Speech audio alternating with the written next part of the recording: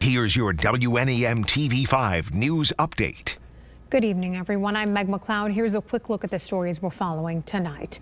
A Flint grandmother sent to prison for her granddaughter's murder has been released on parole after 6 years. Court records show now 82-year-old Lois Arlene Janish was released in October.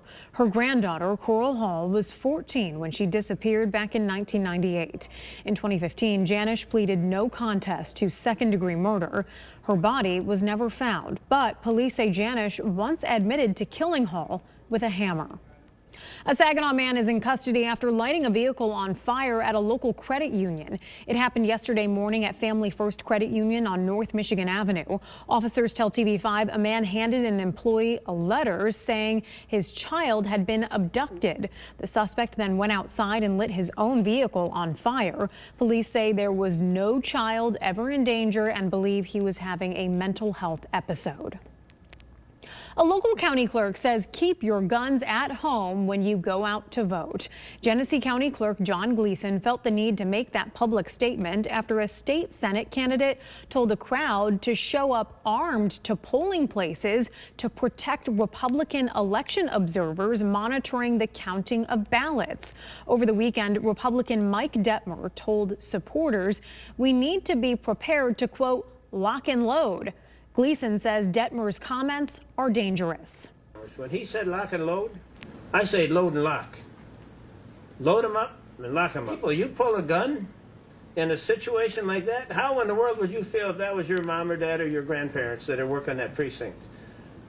You can't get, I think, a more harmful statement from somebody that's actually engaged in the political process, in the voting process himself.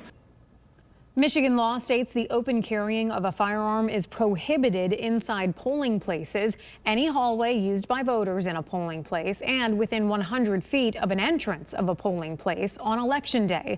Also, no person can act in a way that would tend to intimidate, hinder, or impede voters or electors on their way to the polling place. Voter intimidation is a felony, and anyone who does could face up to 5 years in prison and fines of up to $1,000.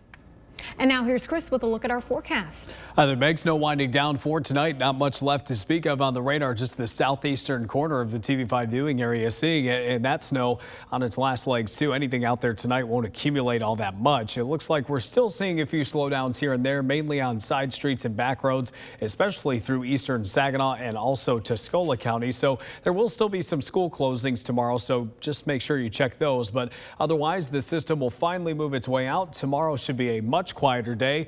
What we'll be watching for tonight is areas where the sky's clear, because where that happens, we are really going to cool down.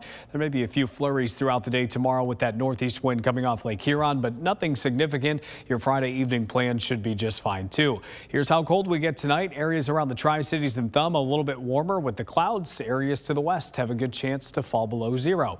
Your 7-day forecast shows we're near 20 on Saturday, near 30 on Sunday, more 30s next week.